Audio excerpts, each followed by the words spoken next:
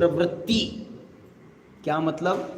मैंने उसके लिए जो स्वाध्याय करना, समझना, तत्व ज्ञान करना, ये जो कार्य है ना, ये सब काम भी उसमें शामिल हैं। अकेले मेरे को तो अपना कल्याण करना है भैया, मेरे को तो अपना कल्याण करना है, मेरे को तो अपना कल्याण करना है, और उसको बोले भैया चलो ठीक है कल्याण करना है तो आ जाओ अपन बैठेंगे कुछ स्वाध्याय करेंगे।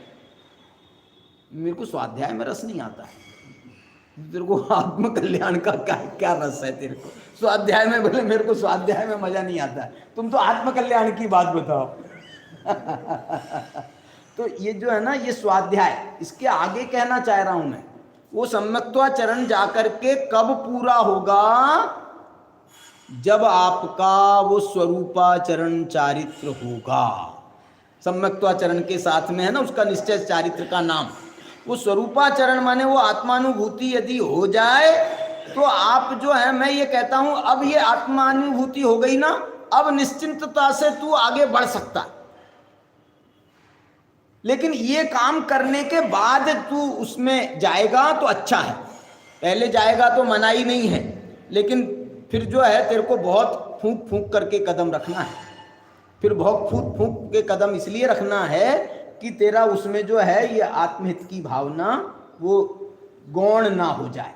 संयमाचरण के साथ में ये फिर गौण ना हो जाए तेरा सम्यक्त्वाचरण में। ये इतने स्टेप मैं बता रहा हूँ आपको, ये व्यवहार के जितने स्टेप हैं, ये कुंद ने जितने बताए वो भावनाओं वाले स्टेप हैं, और उसके साथ में स्वाध्याय का, उस तत्व ज्ञान का और आत्मानुभूति का, ये सारी प्रक्रिया पूरी होती है। उसके बाद संयमाचरण का चौथा गुणस्थान बनता है, इसका नाम है चौथा गुणस्थान में आया।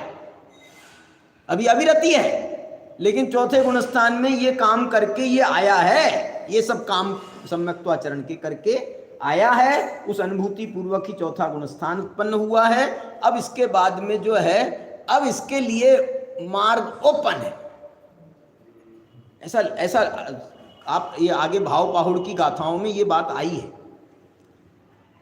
अब ओपन है, सम्यक दृष्टि हो गया ना, सम्यक दृष्टि हो गया है तो अब मार्ग ओपन है। तू जा चौथे से सीधे सातवें में जा तो चलेगा। दीक्षा लेना चाहता है ले ले।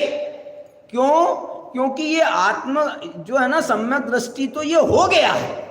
अब इसको मोक्ष का मार्ग हाथ पे रखे आंवले के समान है। अब जो है क्या लेना चाहता है सब तेरे को सब मंजूर है। चौथे से सीधे सातवें में जाना हो तो मंजूर है, चौथे से पांचवें में जाना हो मंजूर, जा।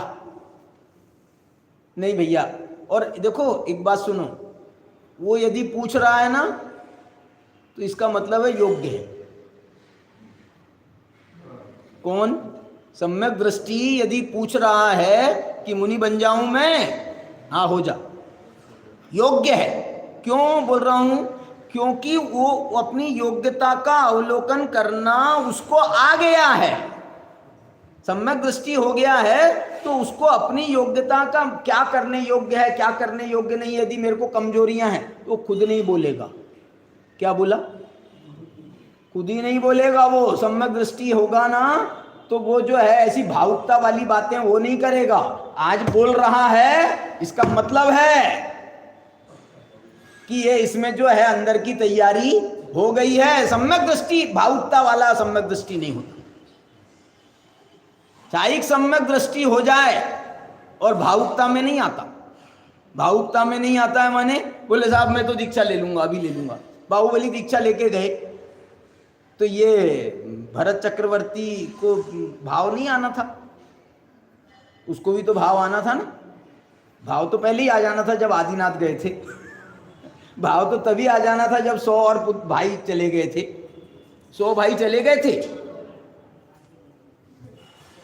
बाहुबली, तुम कह रहे हो बाहुबली भरत के पहले चले गए, लेकिन वो बाहुबली के पहले 100 भाई चले गए थे,